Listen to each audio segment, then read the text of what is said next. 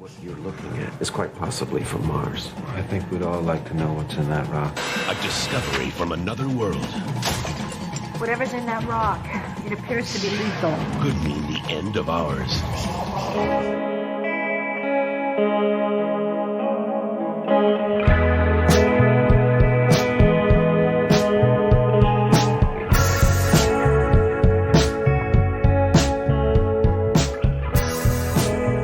Hello and welcome to Most Unwanted, an X-Files podcast. How are you, Luke? I'm good. I can see 3 of your head at the moment on this screen. I don't know what's going on. What? I don't know. It's doing like different versions of like the video. So I've got like the full screen one and then a little one in the top. Like it's just, I don't know what's going on. It's all going over the place. You know what they say, you can't have too much of a good thing. Well.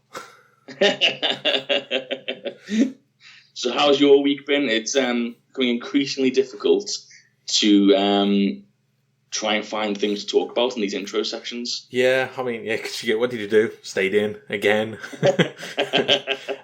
What did I do this week? I played Resident Evil 3. That was my big thing this week. Which Are you enjoying? Yeah, I beat it. It's not a long game, but I did find it funny that one of the big releases of the year is a game about a viral infection. I was like, Resident Evil's never really been my thing. I think it was. I'm not a fan of scary games in general. Like I just like literally don't enjoy the feeling of them. Yeah. And I know some I know the old ones are scarier and the new ones aren't really. So the remake the new remake ones are, because they're like modern gameplay, but with the old kind of still the old one, isn't it? Yeah, you basically Yeah, so I know those are scary, but like just in general, I think it's just because I never got into them when I was younger. It was just never really my thing. I've found my formula to dealing with the scares in horror games and resi games and stuff like that in general, because I noticed myself doing it. There's a creature in this called Nemesis, which basically just keeps following you around the game and jumping out on you and stuff like that. And anytime something would happen, like I got grabbed or he'd jump out on me, I just shouted, fuck off, like that. I'd get really aggressive at them. So I figured, anytime I get grabbed by a zombie or anything, it's like, I'll just shout at them. Yeah, exactly. That's the way to deal with scary stuff, I suppose. I mean, there you go. I might have to try it myself to see. But then again, you saw me play Alien Isolation. you know I don't deal well with it. I wish I had a video of that still. I can't find it anywhere. I'm glad it's not out there. How about you? What have you been up to? To be fair, quite a busy weekend. Just a lot of different video chats with different people. So managed to get like a couple of groups of friends one night, and then another group of friends the next. We did like quizzes, and we did one night we even did a costume party. So we did Tiger King costumes, which was pretty. Just keeping ourselves busy, just being creative. I've also me and Jem finished Ozark, season 3 of Ozark this week. Yeah, because that's new, isn't it? The new series. The new season came out like a week or two ago. Yeah. Oh my God, it's one of those shows. I don't know whether you have a similar show, but like I thoroughly enjoy it every time I watch it, and then once it's finished, I think it's because it takes like 2 years for a season to come out. I kind of completely forget about it. Yeah. And it comes on again, and I'm like, my God, it's like the sleeper hit of the century. It's just phenomenally good, like really, really good. And like everyone I know that's watched it adores it, but like not many people talk about it in day-to-day life. It's really strange. Every now and again you have like a series like that where a small group of people that you know, or even just yourself, are like really into something, and then you mention it to someone, and they're just like, I don't know what you're talking about, but yeah, it's never watch an episode, and it's so strange. Yeah, I'm trying to think of a series that I sleep on that everyone. I can't think of one right off the top of my head, but then again, of course, the whole point of it would be I wouldn't be able to think of it. my sleeper hits tend to be really popular ones that I've just missed. Like, I've missed the boat on halfway through, and I'm like, I'll come back to it later, and then I'll just keep forgetting. Breaking Bad is the clear example there. I think Breaking Bad's a little bit different, isn't it? Because I think everyone was sleeping on that, and then it's sort of, I think it was only after season 4 when the hype got like really crazy. Like, I believe, and I could be wrong on this, but I believe in the first 3 seasons it was struggling to survive with like such a little following. Yeah, it's and then Netflix got it and it just blew up. I think as soon as Netflix gets hold of it, as soon as it becomes easy to watch, I find. But yeah, that's why with stuff like Always Sunny, it's an absolute pain for the UK to watch it as it comes out. As soon as it comes on Netflix, everyone's talking about it. You know what I mean? Yeah, exactly. Yeah. Well, X-Files is pretty easy to watch. It is, yeah. Fine. And that's how we watched this episode 8 of season 4. Shall we talk about that a little bit? Yeah, let's get into it.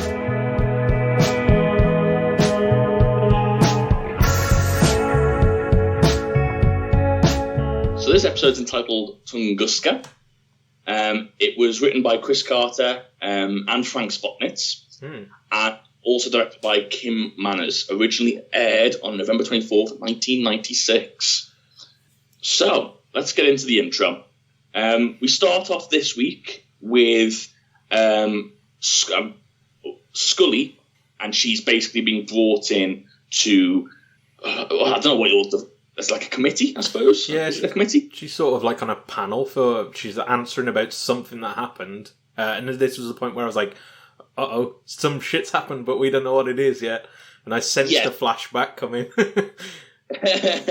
So basically, with this, they start this episode off a little bit differently because it becomes clear right away that we're starting at the end. Yeah. This is after what's happened in the episode, and so she's being asked as to the whereabouts of Mulder, essentially, and Scully refuses to answer.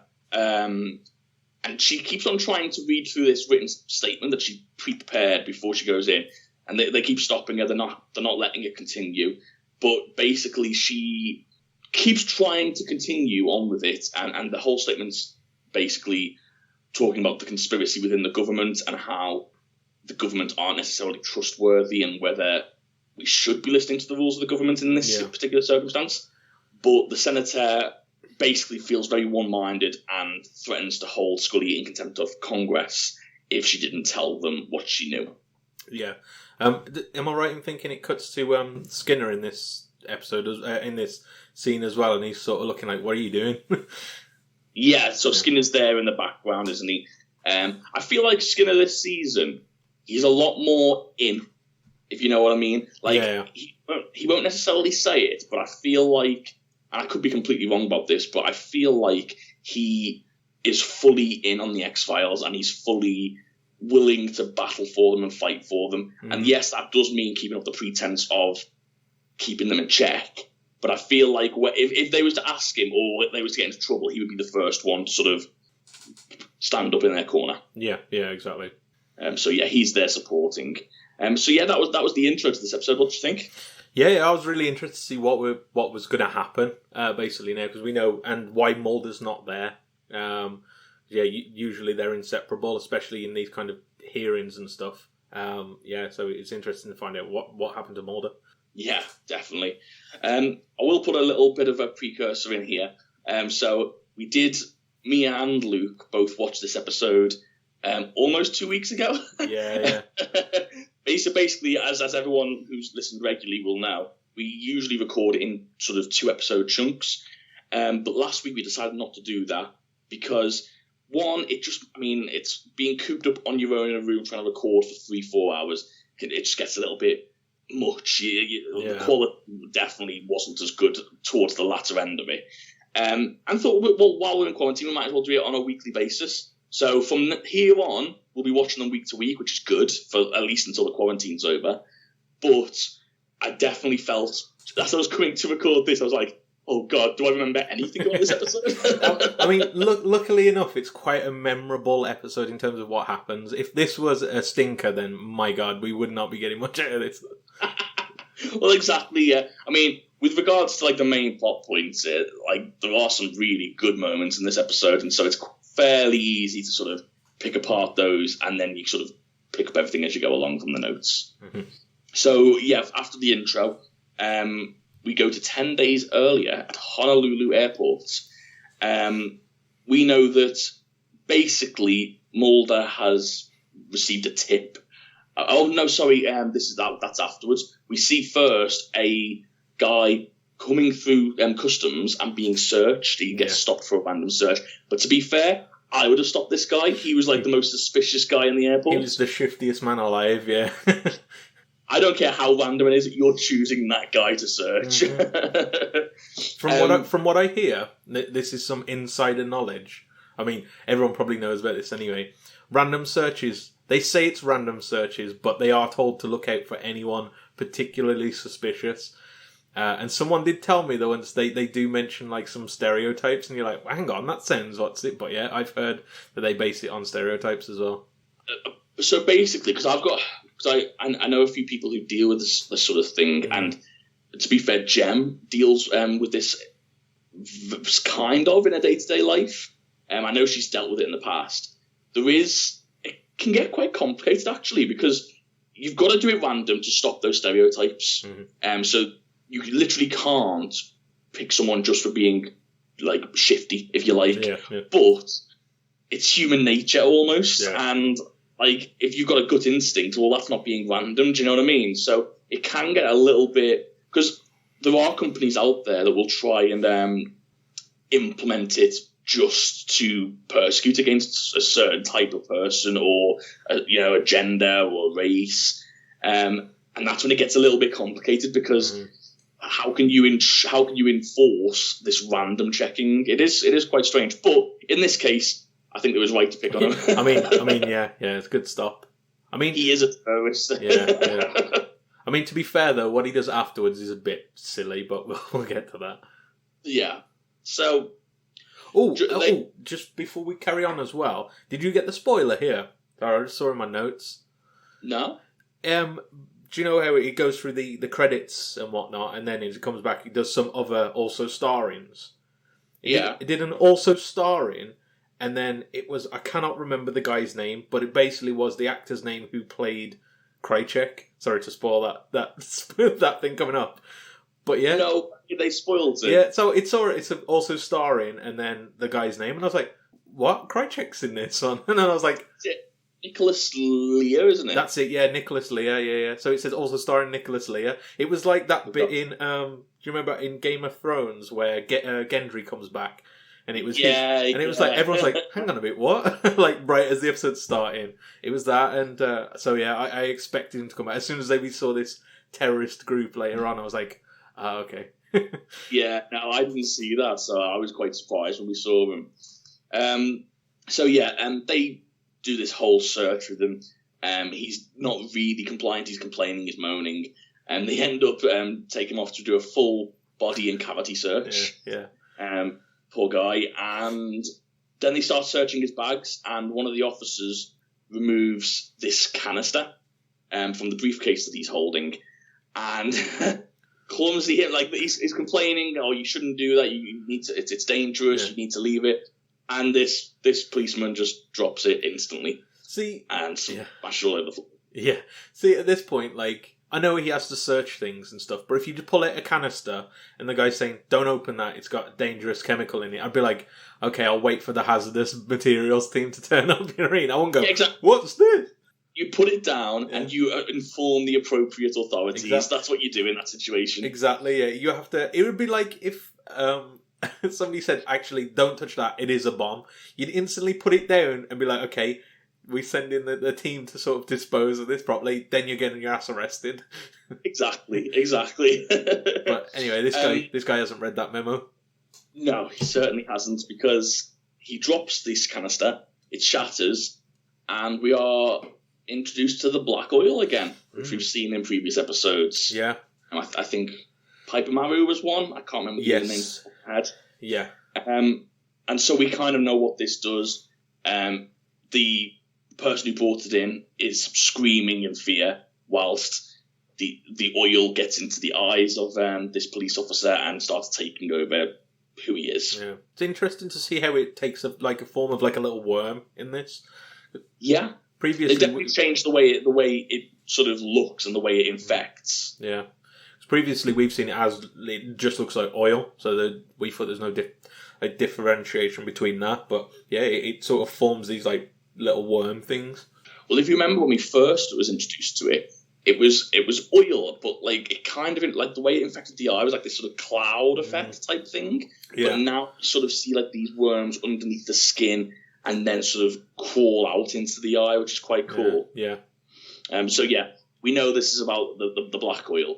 During all this, whilst this is happening, Mulder and Scully are in basically like a terrorist raid in New York, because Mulder's been given a tip from an anonymous source within the organisation. So they take it down.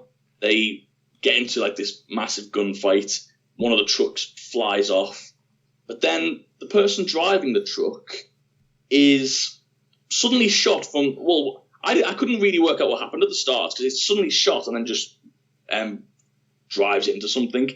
Turns out the driver was shot from inside the truck, and when they search it, they find none other than Alex Krycek, who Luke already knew was going to be in the episode. Yeah, spoiled a little bit there, but this scene was must have been really fun to film. It's just like military cosplay, basically. I wonder how true this is that police officers. I don't know. It just seems weird that like normal FBI officers don the SWAT team outfits and get given assault rifles and said, right, you're coming in with us at this point. Do you know what I mean? Yeah, I know what you mean. It sort of is like, would they be involved in it, or would they be sort of in the back, just sort of guiding it over mic or something? That's the thing, because I'm sure they'll have given like sort of courses on how to shoot assault rifles and whatnot, and that's fine. But like the whole point of SWAT teams and sort of raid teams, if you like, is the coordination and the strategy behind it, and like each one's got to know exactly what the other person's doing in order to be as efficient as possible. I don't see how you just chuck two people in that have never been in that team before and hope for the best. Do you know what I mean? Yeah, I know. It's surely it must throw it. Then again, maybe they've had like this kind of training, because surely if you're getting to the point of FBI, you've sort of worked your way up in the police. I don't know. Maybe you've had that kind of training. Well, Scully was a doctor, wasn't she? Well, yeah, doctor too. Yeah, I don't know. It's strange. I'm not. It doesn't really make that much of a difference. It was just a random thought I had. Yeah. But yeah, they.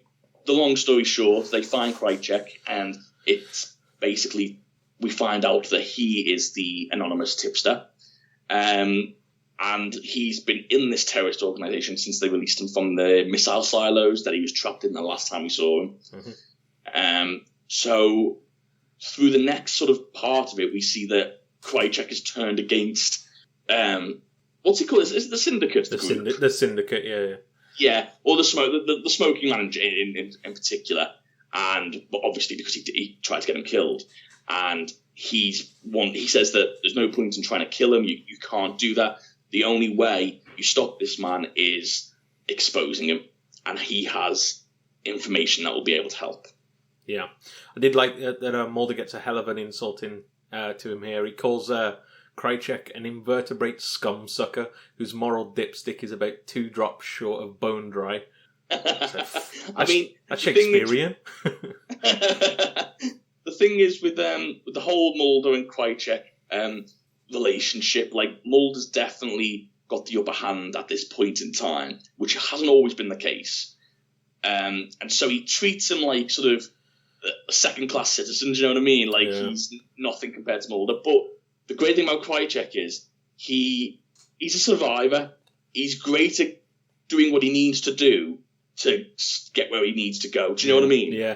I liked his portrayal in this, to be fair, because it shows that he's kind of cracked a bit. Like, it reminded me, not to the extent of this, but it reminded me of Heath Ledger's Joker, in that kind of, he doesn't care anymore. Yeah, his sort of portrayal of it anyway, he was sort of just laughing about sitting on a bomb and stuff like that. Yeah. That's the thing, like, this character's grown so much from the first time we've seen him, but then again, like, he's been betrayed a lot as well. Like, I literally do think that if push comes to shove, it comes down to look after numero uno. Yeah, do you know what I mean? Look after himself, and that's the key paramount importance. So now Krycek leads the agents to I'm gonna have to try and say this. Is it Dulles? Yeah, I thought it was Dulles or Dulles or something like that, yeah. Basically same thing. It's basically an airport. And they try and... They're going there because they have word there's a second courier carrying a diplomatic pouch from Russia. And they think Krycek says he's part of this terrorist organization. He'll be able to give them more answers. All they need to do is apprehend him. So again, sort of one of those moments where I feel like the agents just act a little bit stupidly almost, because as soon as Scully sees the agent, she screams FBI to him basically, and so he turns around and runs, which naturally he will do. But he turns around, he runs back to the customs, he leads them on a chase around the airport, even onto the tarmac and the runways. But he does drop the diplomatic pouch, so they manage to find the diplomatic pouch before he does escape. His only job.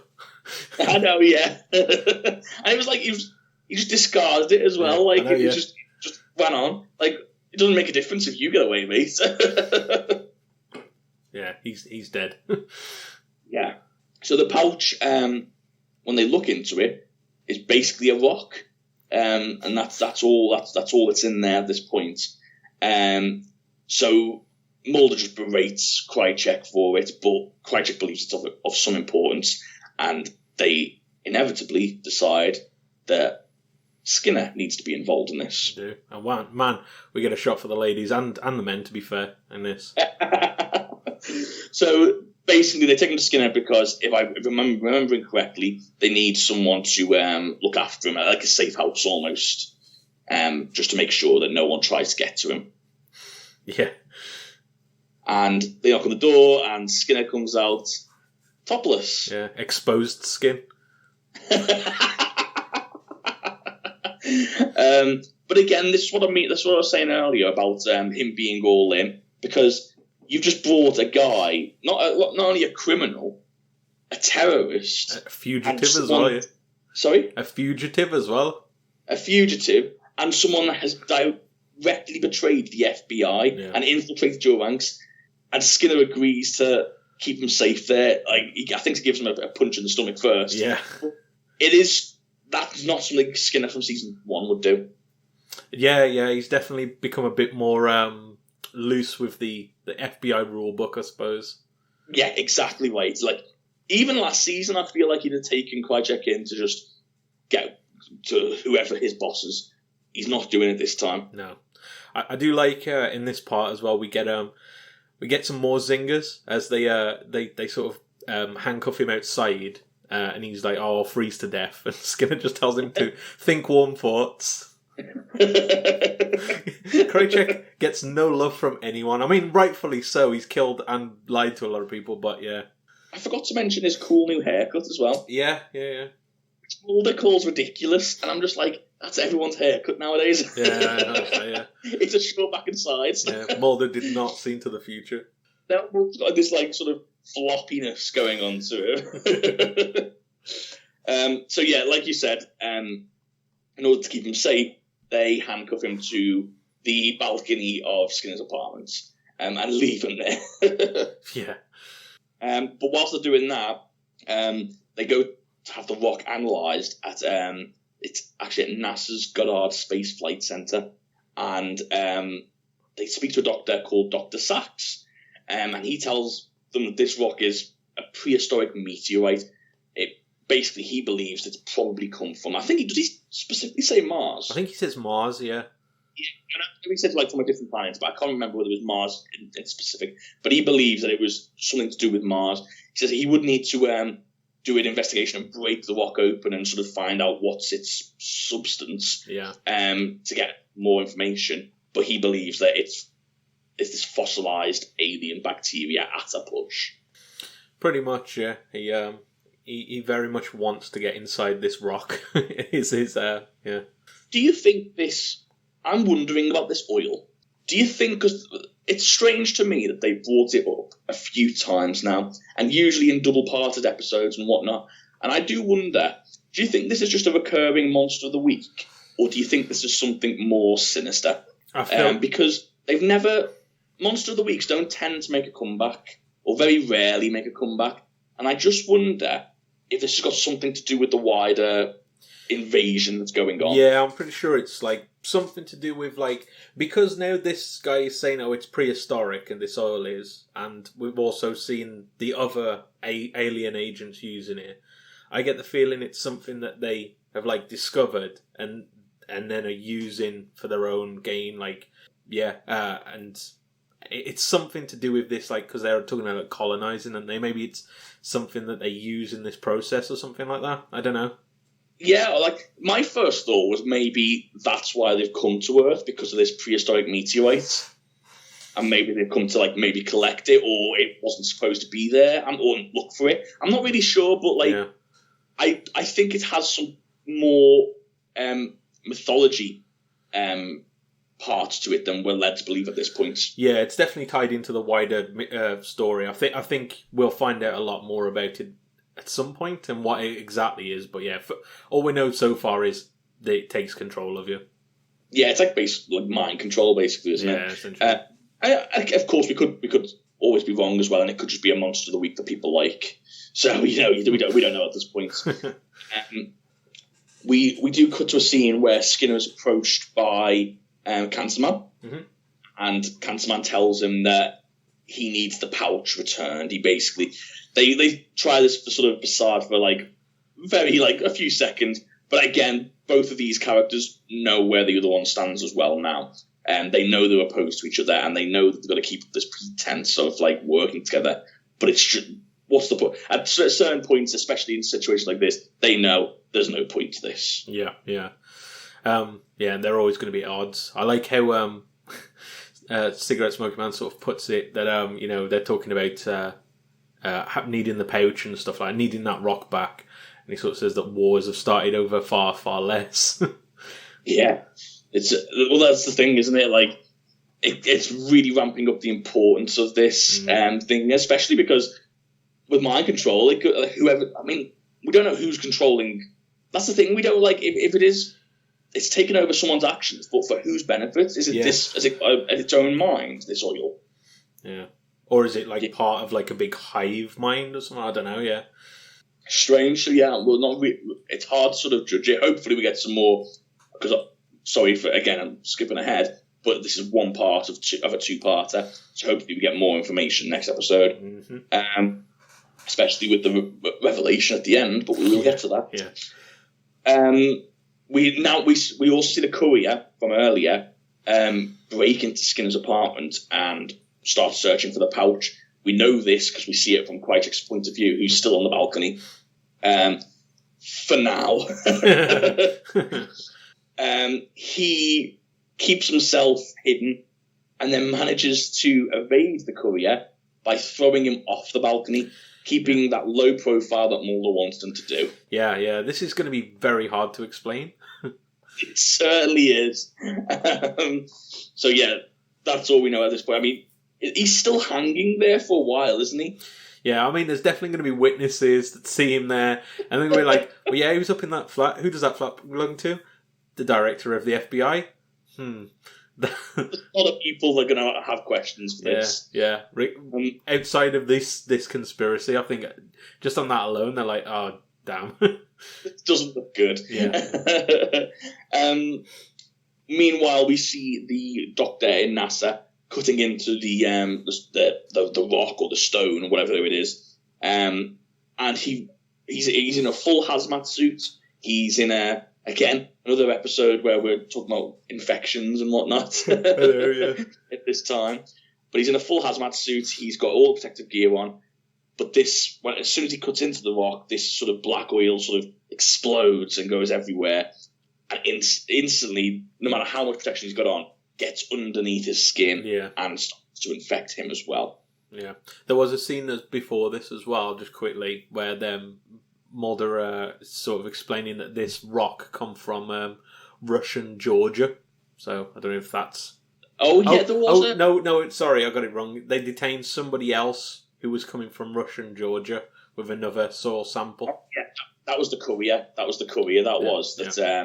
Came from that. That was what you were saying last week, wasn't it? Where there was like that what was the like a meteorite or something that hits Russia? Yeah, Tunguska, that's it, yeah. Yeah, so I don't know that much about that. They don't really explain it too well in this episode. They just mention it in passing, basically. But yeah, so it's implied that's where this rock has come from, which would explain the meteorite discussion. Yeah, yeah. Mulder goes to New York to visit. Honestly, no matter how many times I read this name, I'm never going to get it because they never mention it in the actual scene. Her last Is name. it Marita?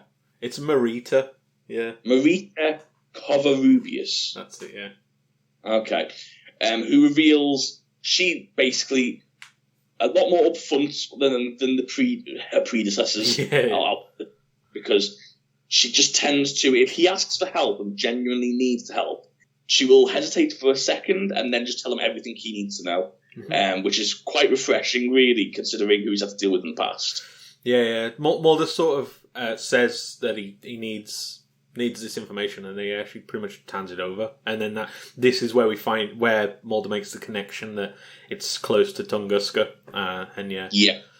It's actually originated in the Russian province of Krasnoyarsk, I think you say it. Yeah. She not only gives him the information, also provides him everything he needs to travel there. Yeah, exactly. Yeah, get a diplomatic passport, everything. Yeah.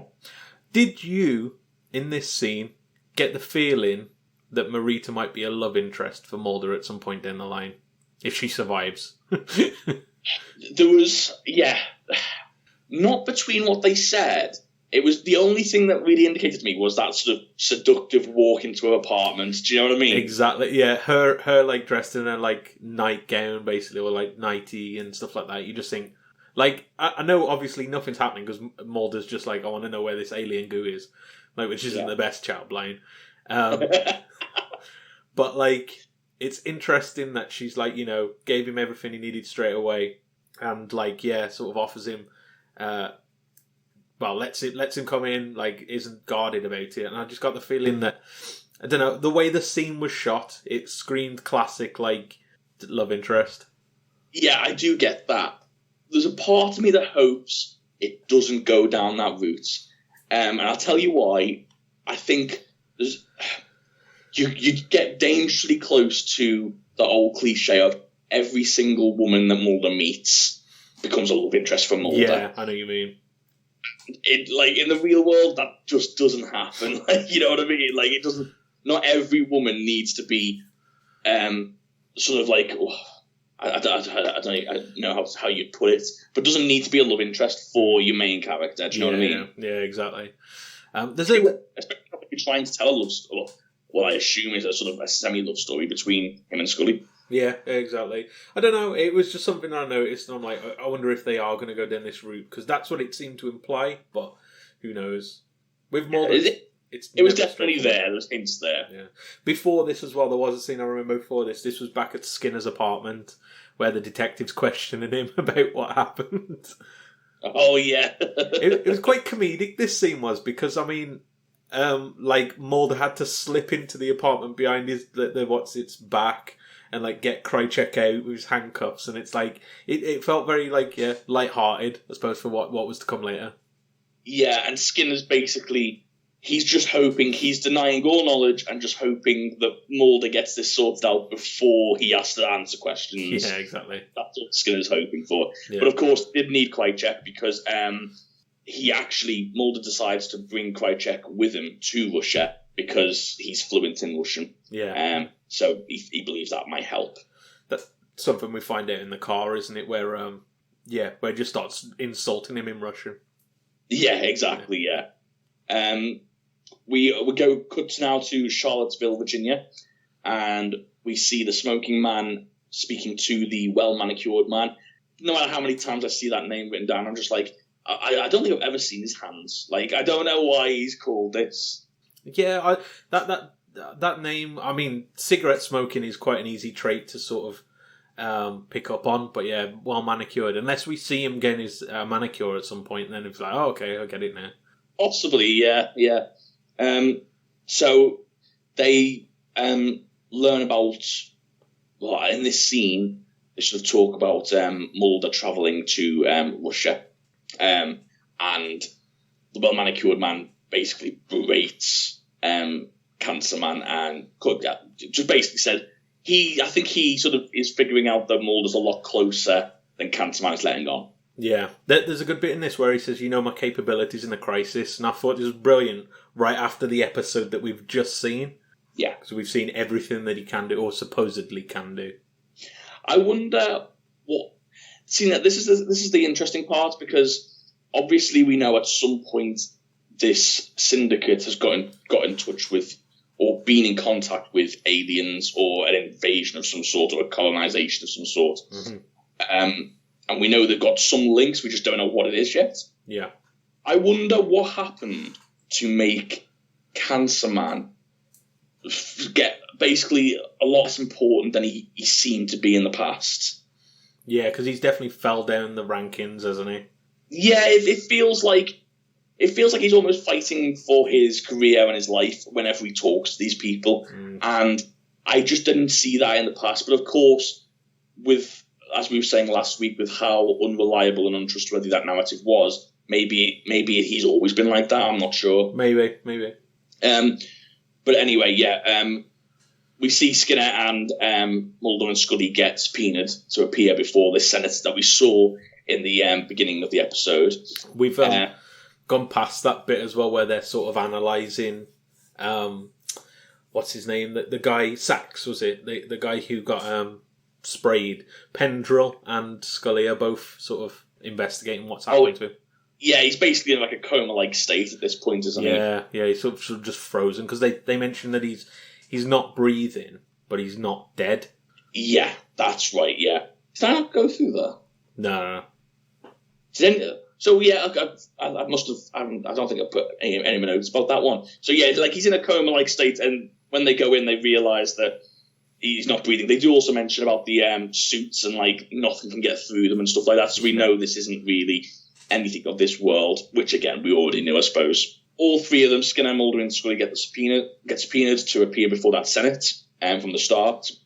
And then Skinner wants to know where Mulder is, and she doesn't tell them, basically. No. Is it clear whether she knows? Does she know he's going to Russia? I can't remember. He never once says that they're going to Russia. He tells her about the soil sample and everything, and you can sort of put two and two together. But I don't think they actually have that conversation. Yeah, because of course before that, like that was before he'd been given like this diplomatic documents to get there. You know what I mean? Yeah, exactly. So I'm not sure whether she really knows, but I mean it doesn't really make a difference. She wouldn't tell them anyway. No. And whilst the subpoena's in a hand for Mulder to appear, we cut to Mulder and Krycek hiking through this forest in Russia. Yeah. And they're just sort of talking between each other. And Mulder basically theorises the fragment may be tied to the Tunguska event, which obviously you know more about than I do. But he mentions it's a mysterious cosmic impact that occurred in the area in 1908, and that no one's really got more information about that. And that actually happened then. Yeah. So yeah, I'm going to have to read up on that, because I haven't looked at that yet. Why is it always like weird, strange stuff seems to happen in Russia that no one can figure out? You know what it could be? Like, it genuinely could be that there's an easy explanation for it, but because of how secretive Russia as a country are, it's just you just don't figure it out because we don't have the information there. Mm-hmm. Maybe. It could be something like that. 1908, who would have been? Would that have been Lenin in charge? No, I think the Tsars was still in charge now. 1908. Yeah, because the February Revolution was like 1913, I think it was 1917. It was during the World War. There you go. There's a bit of history lesson there, guys. So they eventually come across a slave labour camp. Basically, you see, as far as the eye can see, these guys that clearly don't want to be there. They're just mining, and we assume for these rocks that they're looking for. And you've got it's very old school, like sort of the people watching over them on horses, just sort of hitting them if they're not working hard enough, etc. But it's not long before they're captured themselves, because they hear something behind them. They try and run away, don't get very far. Mulder actually gets whipped around his ankles. So it's very old school slave labour camp type of deal. I just thought at this point, Krychek cannot catch a break. He's just escaped from a silo from being infected by an alien, hauled across the world by 2 FBI agents after being with terrorists, and now he gets rounded up by some Russian slave traders. Yeah, thrown into the gulag. So they get thrown into the gulag, and they're in this sort of cell. It's a bit of a strange one. So Mulder has this conversation with the guy next door, and long story short, they go back and forth on things because Krychek's sort of freaking out and he wants to get out of there, and he ends up having this conversation with the guard, and we're not privy to the conversation. We just know that he's speaking in Russian to this guard, and eventually the guard leads him away out of the cell, and the guy next door doesn't tell Mulder what the conversation was, but just says he can't be trusted. Yeah. And so I think he refers to the fact that he was talking to him, in the dialect he was choosing to talk to him, he was talking to him like he was above them, like he was senior. Yeah. And that's it. That's what he's got to go on. So we're not really sure what's going on, but we do. I might as well go through the sort of gulag scenes in one go. Later on, Mulder does get taken off and brought into a room and injected with what we find out to be the black oil. No, he don't know what he gets injected with, to be fair. Well, he does turn it. He has the black oil in his eyes at the end, doesn't he? That's because they drop it on him, don't they? When he's in the chicken cage thing. Oh, of course, yes. Yes, they do. Yeah. Oh, yes, so it doesn't have anything... Well, it might not have anything to do with it. So what do you think the injection was then? Don't know, it could have just knocked him out, because he just goes out, doesn't he, after that, and then he wakes up in that, chicken cage. So maybe, yeah, you're right. Sorry, it might have just been to knock him out. Yeah, sorry, I've got the wrong end of the stick there. No. So, yeah, they inject him and they put him into, this sort of, like a... What would you call it? Like a chicken wire? Yeah, it just looks like that chicken wire kind of fence, but, they're wedged in to it, Yeah, and there's hundreds of people. And actually, it's a really good scene, because... as the oil comes down, you hear the screams from across the hall. And Mulder's barely just see. He's looking to his left. He's looking at it. He knows it's coming towards him. But then, what's worse than the screams is the scream stopping as the oil goes along as well. Yeah, do you know what I mean? As the oil takes control. Yeah. I mean, it was really effective scene. To be fair, the way they sort of... It just looked like a nightmare, basically. The way it was shot, the lighting of everything was just so dark, and all you can see is, it reminded me of, 1984, the film version of it. Never seen the film of that? I've only seen clips of it and stuff like that, but it's all very, everything just is black apart from the things that they want you to see. You know what I mean? So in this case, Mulder and the fence and stuff, everything else is just darkened. Yeah, definitely. I've realised why I thought it was in the syringe now, because in my notes... I've put the black oil in a question mark, because I thought that's what he was doing at the start, and I've just in my mind I've read it and just not added the question mark. You did to me. You did what I did. And we've gone about this in a weird way, but I thought we might as well go through the gulag scenes whilst we're there. Yeah. Interspersed with all of that, we do see. Skinner and Scully back with the senator from the beginning, and he questions them on the death of the courier, and again asking where Mulder is, but they're not giving any answers away at all. Yeah, it's sort of like a bit of a bookend to the opening scene. Yeah, exactly. But the pivotal last scene is Mulder with the black going over his eyes. Yeah. So we're led to believe that now he's been infected by this black oil. Well, I assume he has been, unless maybe the syringe was an antidote they're trying. That's a possibility. But then I don't think it's, even if that is the case, I don't think it's worked, because it has taken over his eyes, so I'm not sure. But yeah, and then we get the thing I always hate. End of part 1, it will be continued in part 2. Yeah. So yeah, we've got one more episode to look forward to. But what did you think of this episode? I thought it was a really, really fast-paced episode. There's so much happened in it, and we got a lot of interesting locations. Like, so it jumped from like the airport stuff, and then we're going to Russia and this like gulag setups, which I didn't expect to see. So yeah, it really pushing that mythology story now, and I just thought the cliffhanger was brilliant to end on. Yeah, it really was. I think Krychek's fast becoming one of my favourite characters. Yeah. I just really enjoy him, and to be honest, I'm not sure whether it's because he's like a really good character. I think he is, but he's one of the few characters that are recurring. Yeah. I do think that's something that X-Files, for me anyway, is lacking a little bit, where I'd like to see characters come back, and not just for one episode every now and every once a season, you know what I mean? I like to see this bigger world become a bigger part of the story that they're trying to tell. Yeah. But, you know, Krychek is that at this point, and I'm really enjoying it. I'm enjoying seeing the change from him every time we see him and what he's been doing. And I'm hoping that he has an important part to play in the sort of mythology of the series. Do you reckon he's going to sort of have a redemption arc now? Because he's sort of hit rock bottom.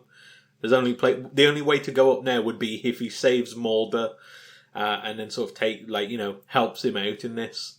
I feel like he's just destined to be this anti-hero forever. Yeah. Do you know what I mean? Like he's just constantly. I don't know. It just seems to be. Like I said, yeah. I feel like he's got his self-interest at heart constantly. He's going to be that character that you think, oh, he's actually doing this, and he's like, he's going to be like, this is going to be a weird comparison. Do you know the little bear toy from Toy Story 3? Where right at the end you're like, oh, he's helping him out, and then he's like, no, and he just runs off, and you're like, that's Krychek. He's going to do that. Yeah. There's definitely. I think he's going to be constantly with and against them at the same time. Yeah, exactly. Like you said, I really enjoyed this episode. It's a little like I always say, it's always hard to sort of dissect and what my thoughts are on it until I've seen the second part. But for a first part, really good.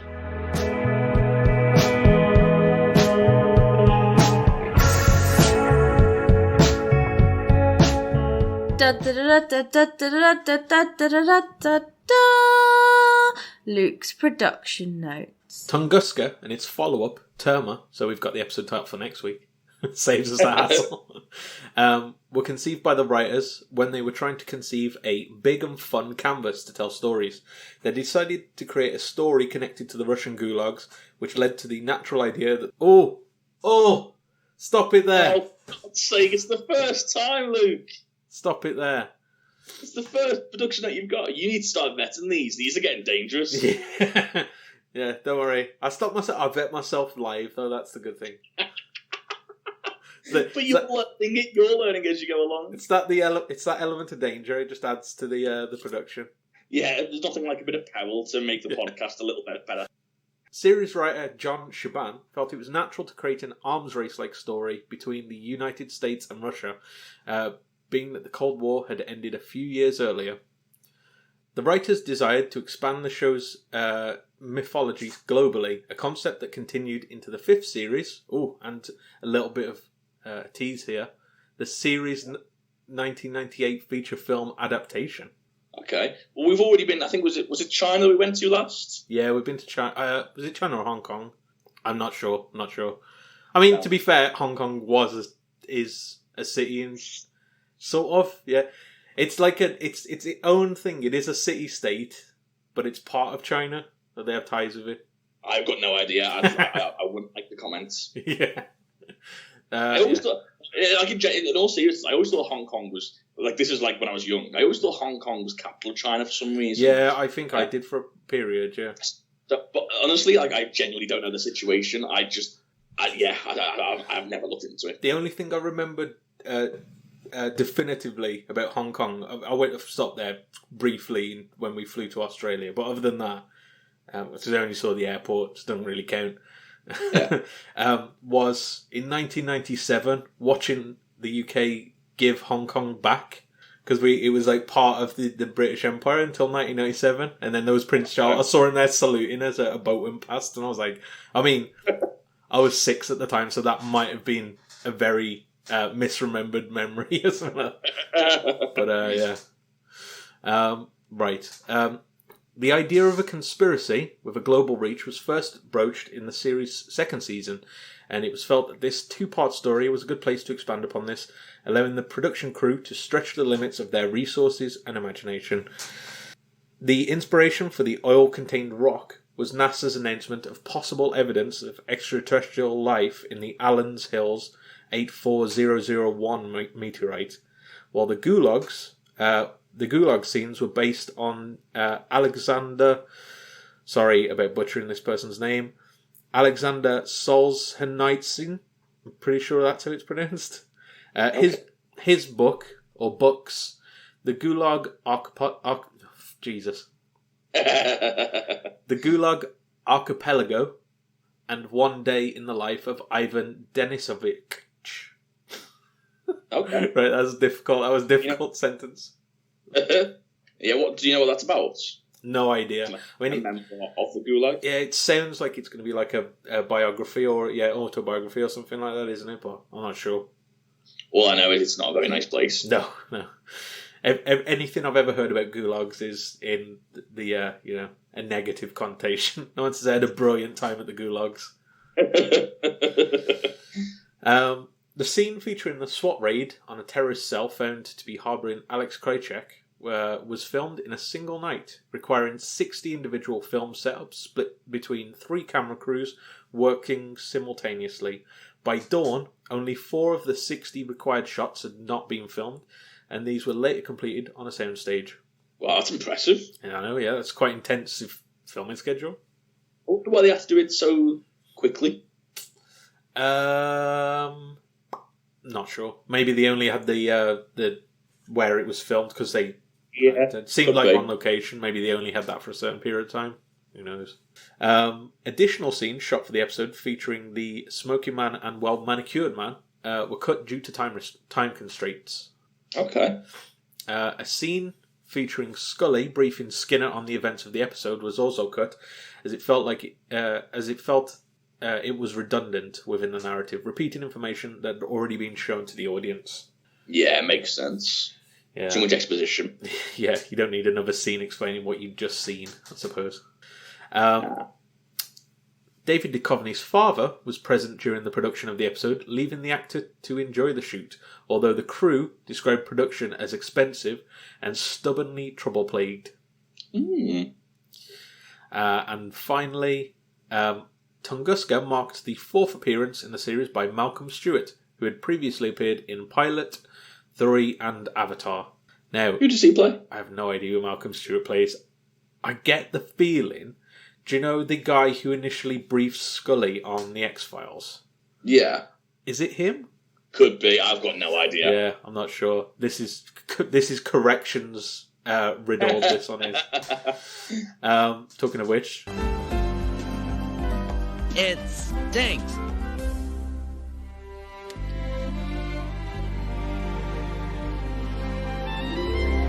Welcome to the Critic Files. Ooh. I'm going to go... this was a really good episode. It's hard to do it. Like I said, it's hard to do it without that second part, though. I'm going to say an 8.2. 8.2. Fair enough. Yeah. I went for an 8.5. So yeah, around the same, I think. Yeah. IMDb, with 2,781 reviews, gave it an 8.7. So, fairly in line, I'd say. That's a solid episode, yeah. Good score, yeah. I mean, we've had quite a few this series, like quite a lot of high-scoring episodes. I've really enjoyed this season so far. Yeah. Like, it's got some stellar episodes in it. Yeah. Also of note, Tunguska received a nomination for a CAS award by the Cinema Audio Society for Outstanding Achievement in Sound Mixing. So, there you go. The problem is I just don't know what that entails. I mean, somebody's got to do it, haven't they? And that's it from me this week.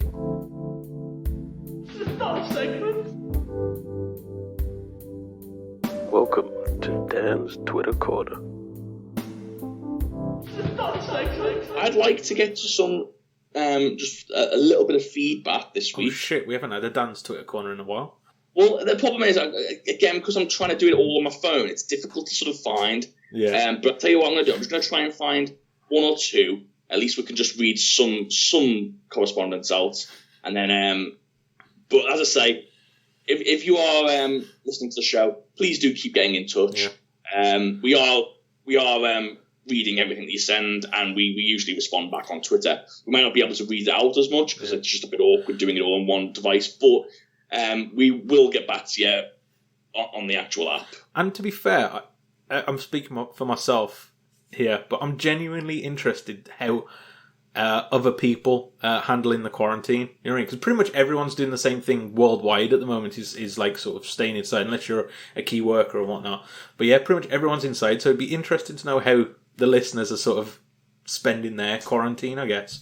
Yeah, definitely get in touch. Give us some tips on how to stay sane. So yeah, I'm just going to quickly just read a couple of them out if we've got a few moments. So Ray got in touch. She said another fun discussion. This is about last episode, or the episode before last, to say. Another fun discussion, guys. The Field Where I Died and Sanguinarium, I rate both about 7.5. She said Sanguinarium is a bit gory. In this time of social distancing, I appreciate you guys doing your podcast and entertaining us. Thank you and be safe. Same to you, Ray, and same to all of our listeners, to be honest. We're going to keep doing this as long as we're able to do it. And we hope, we've spoken about this before, haven't we, Luke? Our hope basically is that if we can provide an hour's worth of entertainment for people a week, it's the least we can do, really. Do you know what I mean? Well, people are stuck in the house all day. I mean, yeah, to be fair, like, podcasts are sort of my lifeline to the news and to outside world about different stuff. Like, I've mentioned this before, there's a lot of stuff I can't do at the moment because I'm stuck inside as everyone else is. But yeah, like, you get this conversation between other people talking about things. You're like, they're talking about stuff that I'm doing and this, that, and the other. There's a nice, like, tie into sort of, without going out and seeing other people, it's just nice to sort of know what they're doing, I guess. Definitely.